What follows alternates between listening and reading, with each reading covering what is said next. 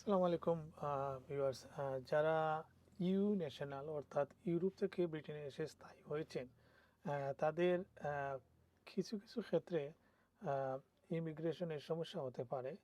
এরকম একটি সংবাদ আমরা দেখেছি। যারা প্রি সেটেল স্ট্যাটাসে রয়েছেন তাদের অনেকেরই এখানে থাকার পারমিশন বাতিল হতে পারে। এই ধরনের একটি সংবাদ আমরা পেয়েছি, যেটিতে বলা হয়েছে যুক্তরাজ্য সরকার ব্রেক্সিট পরবর্তী সময়ে ইউ নাগরিকদের বসবাসের অধিকার বাতিলের প্রক্রিয়া শুরু করতে যাচ্ছে। বিশেষ করে যারা 5 বছরের সেটেলমেন্ট ভিসায় এখানে রয়েছিলেন, কিন্তু তারা 5 বছর এখানে নিরবিচ্ছিন্নভাবে থাকেননি, অর্থাৎ 30 মাসের কম সময় থেকেছেন। এ ধরনের যারা আছেন তাদের ভিসা বাতিল হতে পারে। আহ, এই সংবাদটি আমরা গতকালকে পেয়েছিলাম এবং আজকে এটি তুলে ধরলাম। যারা এই নিরবিচ্ছিন্নভাবে থাকতেছেন না, ব্রিটেনে থাকার সুযোগ পেয়েও এদেশের স্থায়ী পারমিশন পাওয়ার পর আপনি ইউরোপে চলে যাচ্ছেন, কিন্তু ব্রিটেনে থাকতেছেন না।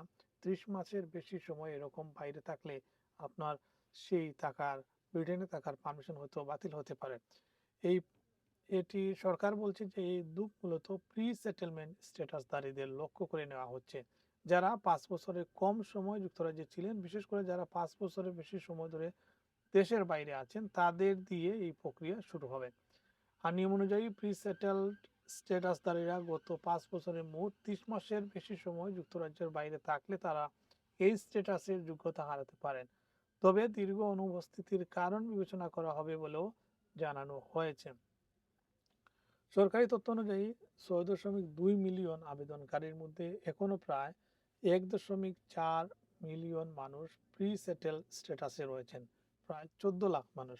মাইগ্রেন্ট অবজারভারি এট অক্সফোর্ড ইউনিভার্সিটি বলছে, প্রকৃতপক্ষে কতজন এখনো দেশে আছেন তা নির্দিষ্ট বলা কঠিন, তবে অনুমান করা হয় 30 থেকে 40 লাখের মধ্যে।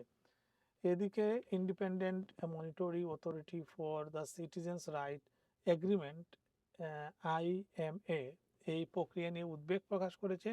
সংস্থাটির প্রধান মিরান্ডা বিডল বলেন, এই সিদ্ধান্ত অনেক নাগরিকের জন্য উদ্বেগ এবং অনিশ্চয়তা তৈরি করতে পারে। তারা এই বিষয়টি ঘনিষ্ঠভাবে আহ, পর্যবেক্ষণ করছেন। ইউ নাগরিকদের অধিকার নিয়ে কাজ করা সংগঠন দি 3 মিলিয়ন 3 মিলিয়নও এই আশঙ্কা প্রকাশ করছে যে ভুল অথবা অসম্পূর্ণ ট্রাভেল ডেটার ভিত্তিতে ঝুঁকিপূর্ণ সিদ্ধান্ত নেওয়া হতে পারে।